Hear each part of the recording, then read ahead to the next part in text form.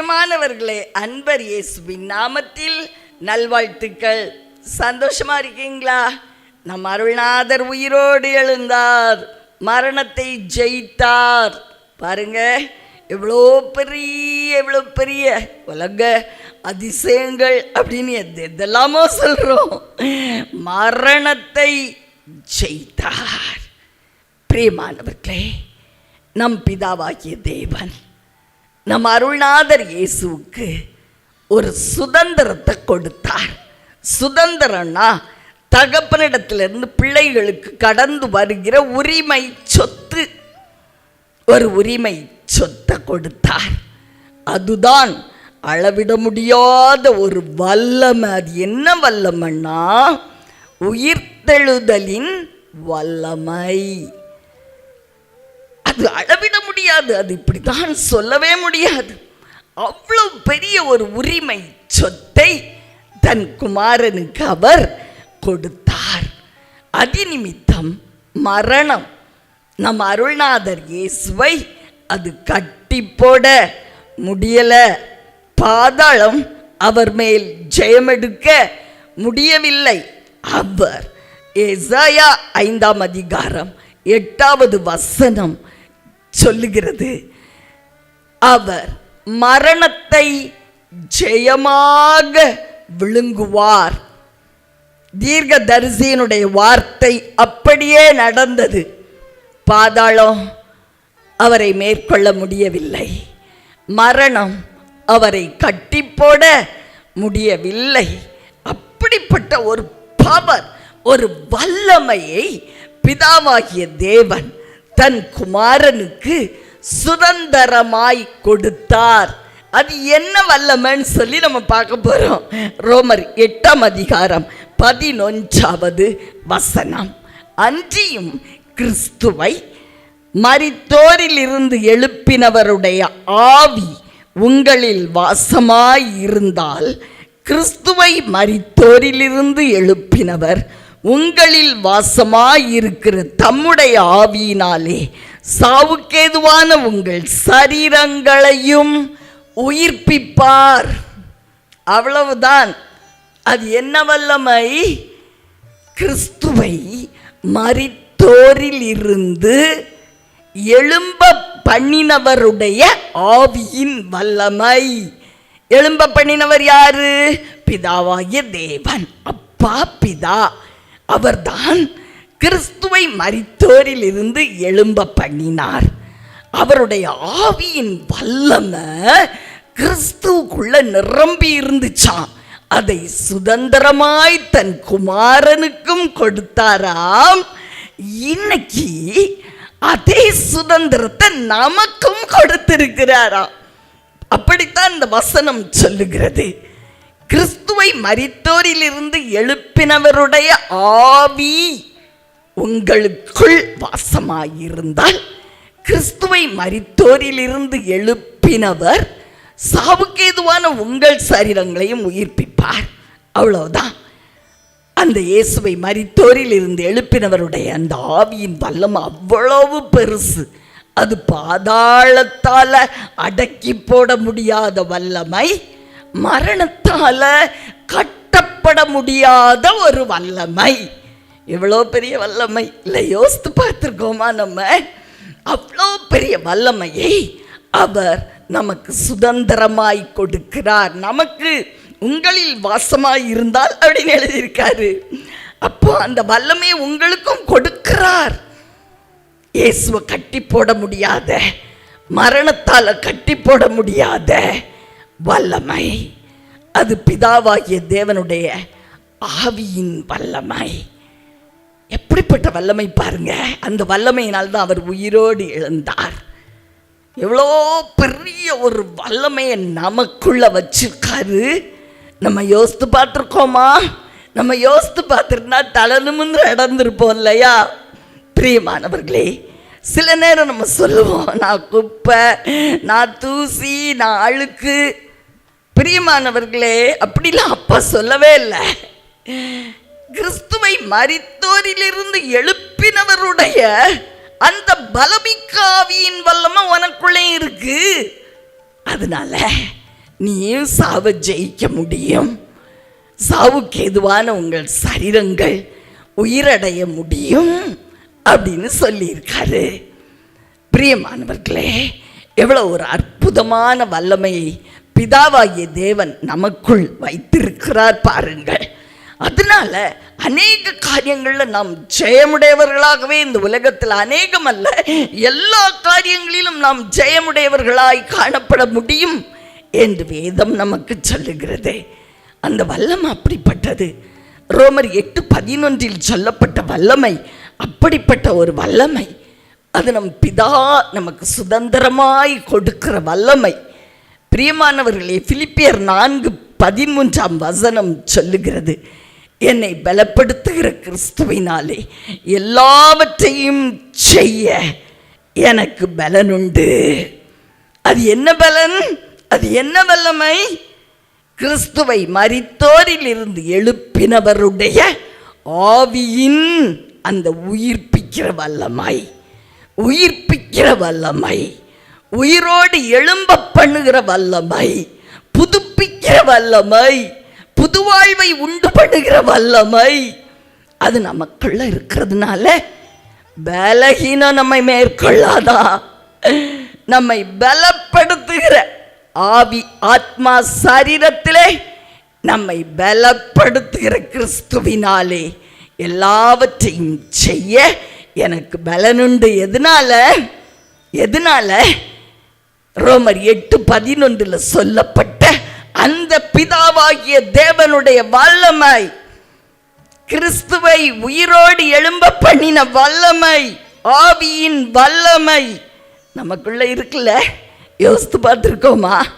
அதை யோசித்து பார்த்தால் நம்ம பெரிய காரியங்களை இந்த உலகத்தில் செய்ய முடியும். ஆரம்ப நாட்களில் சில கஷ்டமான கேசஸ் அதெல்லாம் என்கிட்ட தூக்கிட்டு வருவாங்க. மரணம், முக்கியமாக மரித்த ஒரு பிள்ளை, அவளை கொண்டு வந்த பொழுது என் இருதயமெல்லாம் நடுங்கினது. ஆனாலும் இந்த வசனம் தாங்க என்னை உயிர்ப்பிச்சது. கிறிஸ்துவை மரித்தோரில் இருந்து எழும்ப பண்ணினவருடைய ஆவியின் வல்லமை எனக்குள்ளையும் இருக்கு. அவர் என்னை கொண்டும் பெரிய காரியங்களை நடப்பிப்பார். அவ்வளவுதான். நம்பும் பொழுது அது நடக்குங்க. நம்பிக்கை தான் சாவி. என்ன சாவி? அற்புதங்களை நடப்பிக்கிற சாவி. அப்பா நமக்கு வல்லமையை கொடுத்துச்சாரு. என்ன வல்லமை?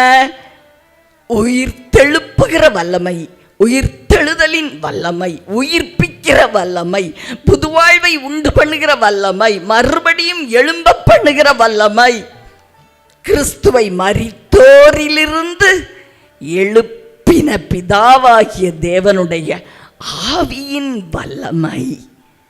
பிரியமானவர்களே, இந்த வல்லமை யார் யாரிடத்துலலாம் காணப்படுகிறதோ அவருடைய பிள்ளைகளிடத்தில் அது காணப்படுகிறது. அவங்கள பிசாசு மேற்கொள்ள முடியாது, நிச்சயமாய் மேற்கொள்ள முடியாது. 2 ராஜாக்கள் 6வது அதிகாரத்தில் ஒரு இன்சிடென்ட், ஒரு சம்பவத்தை நாம் பார்க்கிறோம். அங்கு சீரிய ராஜா இஸ்ரவேலின் தேசத்திற்குள்ளாய் புகுந்து என்ன செய்கிறாரு? யுத்தம் பண்ணி அநேக இடங்களை கைப்பற்ற நினைத்து சில ரகசிய ஆலோசனைகளை தன் பிரபுக்களோடு செய்கிறார். ஆனால் அவர் செய்கிற ரகசிய ஆலோசனைகள், அவர் எங்கு போய் இறங்கணும்னு நினைக்கிறாரோ, எந்த இடத்தை கைப்பற்ற வேண்டும் என்று பிளான் பண்ணுகிறாரோ, அவை எல்லாமே இஸ்ரவேலின் ராஜாவுக்கு தெரிந்து விடுகிறதாம். உடனே சீரிய ராஜா எல்லாரையும் கூப்பிட்டு கேட்கிறாரு, தன்னுடைய பிரபுக்களை எல்லாம், யார் அந்த ஒற்றன்? யார் நம்ம மத்தியில இருந்து அங்க போய் காரியங்களெல்லாம் சொல்லி கொடுக்கிற அந்த மனிதன் யார்? எனக்கு தெரியணும். உடனே சீரியாவின் பிரபுக்கள் சொல்றாங்க, ராஜாவே, யாரும் இல்லை. இஸ்ரவேல்ல ஒரு பெரிய தீர்க்கதரிசி இருக்கிறார். அவர் பெயர் எலிசா. அவர் நீங்க பள்ளியறையில் பேசுகிற வார்த்தைகளை கூட இஸ்ரவேலின் ராஜாவுக்கு சொல்லி கொடுத்து விடுவார். உடனே சீரிய ராஜாவுக்கு பயங்கர கோபம். என்ன செய்கிறார்? 2 ராஜாக்கள் 6:14 தன்னிடத்தில் உள்ள குதிரைகள், பலமிக்க குதிரைகள், தன்னிடத்தில் உள்ள பலமிக்க ரதங்கள், தன்னிடத்தில் உள்ள பலமிக்க இராணுவங்கள், இவை எல்லாவற்றையும் யாருக்கு விரோதமாய் அனுப்புகிறார்? எலிசாவுக்கு விரோதமாய். தோத்தானில் குடியிருக்கிற அந்த எலிசாவை கொண்டு வாங்க அப்படின்னு சொல்லி அனுப்பி வைக்கிறார். பிரியமானவர்களே, நல்லா கவனிக்கணும். தேவனுடைய ஆவியினால், யெகோவா தேவனுடைய வல்லமையான ஆவியின் அபிஷேகத்தால் நிரப்பப்பட்ட அந்த தேவ மனுஷன் ஒரு மனுஷனோடு யுத்தம் பண்றதுக்கு எத்தனை பேர் அனுப்புனா? ஒரு பெரிய சேனையே வருது, ஒரு பெரிய இராணுவமே வருது, ஒரு பெரிய படையே வருது. அநேக போர் சேவகர்கள், பயிற்றுவிக்கப்பட்டவர்கள் வர்றாங்க. ஜெயிச்சாங்களா? ஜெயிக்க முடியல. பரலோகத்தின் மகிமை எலிசாவோடு கூட காணப்பட்டது. கிறிஸ்துவை மரித்தோரில் இருந்து எழுப்பினவருடைய ஆவியின் வல்லமையினால் எலிசா நிரப்பப்பட்டிருந்தார். அவர் மேல யாருடைய ஆவியின் வல்லமை? கிறிஸ்துவை மரித்தோரில் இருந்து எழுப்பினவருடைய ஆவியின் வல்லமை பலமாய் காணப்பட்டது. ஒரு மனுஷனை எதுக்கிறதுக்கு ஒரு நாட்டில் உள்ள ஒரு பெரிய சேனையே வருகிறது. முடிஞ்சுதா? முடியல. பிரியமானவர்களே, நமக்குள்ள அவர் வைத்திருக்கிற அந்த உயிர் தெழுப்புகிற வல்லமை, உயிர் தெழுப்புகிற வல்லமை, பிதாவாகிய தேவனுடைய அந்த ஆவியின் வல்லமை, அது பலமானது, அது சக்தி வாய்ந்தது. இந்த உலகத்தில் உள்ள பிசாசின், பாதாளத்தின் சேனைகள் எல்லாம் நம்ம எதிர்த்து வந்தாலும் எப்படி ஒரு எலிசாவை பிடிக்கிறதுக்கு ஒரு சீரிய படையே வந்துச்சோ, அதே போல அவர்கள் பாதாளத்தின் சேனை நம்ம எதிர்த்து வந்தாலும் நமக்குள்ள இருக்கிற அந்த பவர், அந்த வல்லமை சுதந்திரமாய் நம் அருமை பிதா தன்னுடைய குமாரனுக்குள்ள அனுப்பி அவரை எழுப்பினாரே, அதே வல்லமைய நம்முடைய வாழ்விலையும் அனுப்பி நம்மையும் எழுப்பி இருக்கிறாரே. அந்த வல்லமை நமக்குள்ள இருக்கிற வரைக்கும் பாதாளத்தின் சேனையே திரண்டு வந்து நின்றாலும் நாம் தான் ஜெயிப்போம், நாம் தான் ஜெயிப்போம். சந்தோஷமா இருக்கீங்களா? அப்பாவுக்கு ஒரு கைத்தட்டு கூட கொடுக்கலாம். அப்படிப்பட்ட வல்லமையை நமக்கு அவர் நமக்குள்ளாய் வைத்திருக்கிறார். அடுத்து பாருங்கள், ஒரு அருமையான தேவ மனுஷன், ஜெபிக்கிற ஒரு மனிதனா, அவருக்கு விரோதமாய் ஒரு மந்திரங்களை செய்கிற ஒரு மனிதன், ஒரு படை அசுத்த ஆவிகளை திரட்டி அவர்கள் எல்லாருக்கும் இன்ஸ்ட்ரக்ஷன் கொடுத்தானாம். நீங்க எல்லாரும் இப்ப எங்க போனோம்? அந்த மனிதனிடத்திலே போய் அவனுடைய ஜெபத்தை தடுத்து நிறுத்த வேண்டும், அவனுக்கு விரோதமாய் சில காரியங்களை செய்ய வேண்டும் என்று சொல்லி அனுப்பி வைத்தாராம். யாரு? மந்திரவாதி. பிரியமானவர்களே, அந்த குட்டி பிசாசுகள் எல்லாம் சந்தோஷமாய் புறப்பட்டு சென்றதாம்.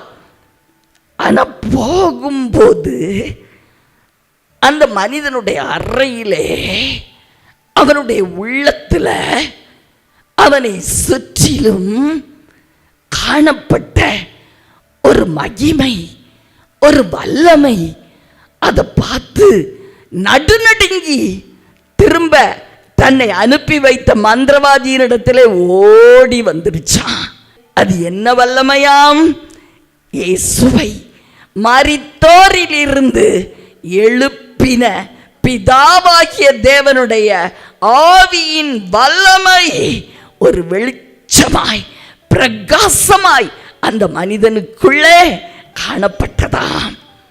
அதை பார்த்து இந்த குட்டி பிசாசுகள் எல்லாம் நடுங்கி, ஐயோ இந்த மனிதனை எங்களால் தொடவே முடியாது என்று சொல்லி தங்களுடைய எஜமானிடத்தில் வந்து முறையிட்டதாம்.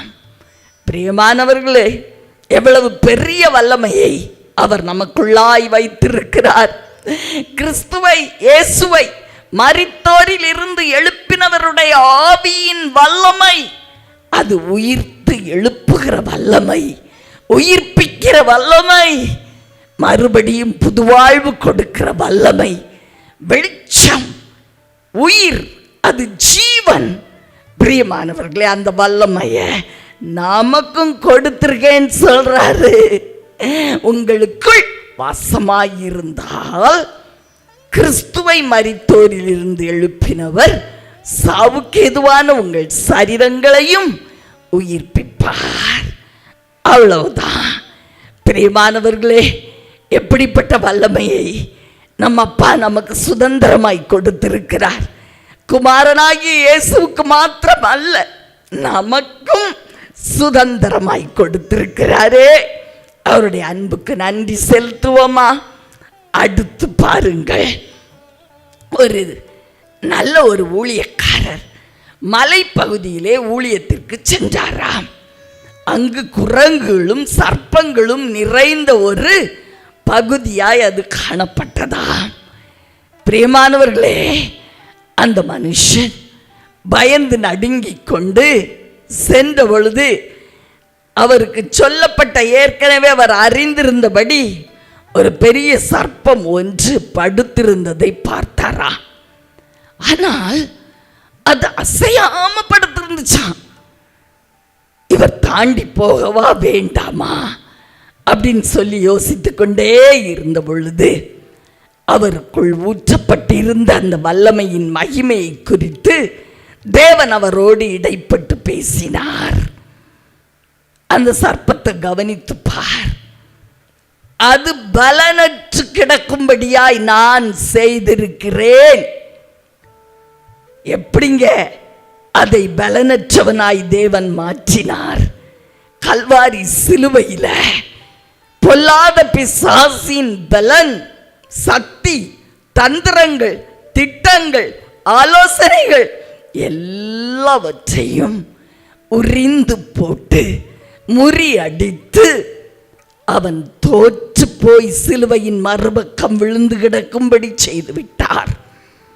அவன் பலனற்றவனாய் கிடக்கிறான். நீ அந்த சர்ப்பத்தை உற்று நோக்கி பார், அவனால் அசைய முடியாது. நீ அவனை கடந்து போ, உன் பணிக்காக போ, உனக்குள் இருக்கிற வல்லமை பெரியது என்று ஆவியானவர் பேசினாராம். பிரியமானவர்களே, அந்த மனிதன் அந்த சர்ப்பத்தை கடந்து செல்லும் பொழுது அதால் கொஞ்சம் கூட அசைய முடியலையா, கட்டி போட்டது போன்று கிடந்ததா. எவ்வளவு ஒரு ஆச்சரியம் பாருங்கள். நம்முடைய தேவன் அப்படித்தான் கல்வாரி சிலுவையிலே பொல்லாத எதிராளியை பலனற்றவனாய் மாற்றி போட்டார். அவன் சில நேரம் பெரிய தோற்றம் அளித்து ஹீரோ மாதிரி நிற்பான். ஆனால் தன்னுடைய உயிர்த்தெழுதலின் வல்லமையினால் அவர் அவனை முற்றிலும் தோற்று போனவனாய் மாற்றிவிட்டார். அதுதான் உண்மை. நாம் கடந்து செல்ல வேண்டிய பாதைகளில், நாம் நடந்து செல்ல வேண்டிய வழிகளில், நம்முடைய வாழ்வின் பலவிதமான சூழ்நிலைகளில் காணப்படுகிற பொல்லாத பிசாசின் திட்டங்கள், சதி திட்டங்கள், ஆலோசனைகள், தந்திரங்கள், வலைகள், இவை எல்லாவற்றையும் நமக்கு முன்னாடி சென்று அவை எல்லாவற்றையும் பலனற்றவைகளாய் மாற்றிவிட்டார். இதை நாம் அறிந்திருக்கணும் பிரியமானவர்களே. அப்படிப்பட்ட ஒரு பெரிய வல்லமை, அது என்ன வல்லமை? இயேசுவை மரித்தோரில் இருந்து எழுப்பினவருடைய பிதாவாகிய தேவனுடைய ஆவியின் வல்லமை, உயிர்த்தெழுப்புகிற வல்லமை. அந்த வல்லமை நமக்குள்ள இருக்கு. I am filled with that power. அந்த வல்லமை எனக்குள்ள இருக்கு அப்படிங்கிறத நம்ம என்ன செய்யணும்? உணரணும். ஆதலால் நம்ம முழுவதும் ஒரு வல்லமையால் நிரப்பப்பட்டிருக்கோம். உயிர்த்தெழுதலின் வல்லமை. என்ன வல்லமை சொல்லுங்க? அது யாரோட வல்லமை? பிதாவாகிய தேவனுடைய ஆவியின் வல்லமை நமக்குள்ளே தானே இருக்கு. நாம் அதனால தான் நிரப்பப்பட்டு இருக்கிறோம். அந்த உணர்வுள்ளவர்களாய் நாம் காணப்படும் பொழுது நம்முடைய பாதைகளில் நாம் தைரியமாக நடப்போம். நம்முடைய வழிகளிலெல்லாம் நமக்கு வெற்றி உண்டாயிருக்கும். அவனுடைய தோல்வியையும் நம் அப்பாவுடைய வெற்றியையும் நாம் உணர்ந்து முன்னேறி செல்லும் பொழுது நாம் சென்று அடைய வேண்டிய இடத்தை நாம் சென்று அடைந்து விடுவோம். வாழ்க்கையில் நம்ம குறிக்கோளை சென்றடைய முடியும். ஏன்னா அப்படிப்பட்ட ஒரு பெரிய வல்லமை, உயிர்த்தெழுதலின் வல்லமை, ரெசரக்ஷன் பவர், அதால நாம் நிரப்பப்பட்டிருக்கிறோம். மறந்து போகாதீங்க. அதை சுதந்திரமாய் பிதாவாகிய தேவன் இயேசுக்குள்ள எப்படி அனுப்பினாரோ அதே போல நமக்கும் கொடுத்திருக்கிறார். ஆதலால் பிரியமானவர்களே, இன்று நமக்கு சந்தோஷமான நாள். உங்களுக்காக ஜெபிக்கட்டுமா? அன்பின் பரலோக தகப்பனே, அருமையான நல்ல இரட்சகநாதா, ஆவியானவரே, அன்பான தெய்வமே அப்பா, ஒரு விசை எங்களுக்கு முன் செல்லுகிற வல்லமை, எங்களுக்கு வழிகாட்டுகிற வல்லமை, எங்களை பலப்படுத்துகிற வல்லமை, எங்களை நிரப்பி இருக்கிற வல்லமை, இயேசுவை மரித்தோரில் இருந்து எழுப்பினவருடைய பிதாவாகிய அப்பா, பிதாவாகிய தேவனுடைய ஆவியின் வல்லமை, அந்த வல்லமை எங்களுக்குள்ள இருக்குப்பா. அதை உணர்ந்தவர்களாய் நாங்கள் யாருக்கும் பயப்படாம, எதற்கும் அஞ்சாமல் முன்னேறி செல்ல உதவி செய்யும். இந்த வல்லமை எங்களுக்குள்ளே கிரியை செய்து எங்களுக்கு எதிராக ஒரு பாதாளத்தின் சேனே வந்தாலும் நாங்கள் ஜெயம் பெற்றவர்களாய் காணப்பட உதவி செய்யும். அருமை இரட்சகர் இயேசுவின் நாமத்தில் நீர் அப்படியே செய்வதற்காய் நன்றி. நன்றி தகப்பனே, நன்றி நன்றி.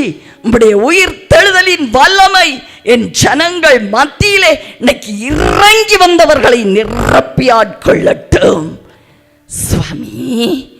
ஆதலால் எங்களை பலப்படுத்துகிற அந்த வல்லமையினாலே எல்லாவற்றையும் செய்ய எங்களுக்கு பலனுண்டு என்று சொல்லி ஜெயத்தின் மேல் ஜெயத்தை நாங்கள் எடுத்துக்கொள்ளுகிறோம். நல்ல பிதாவே, ஆமீன், ஆமீன்.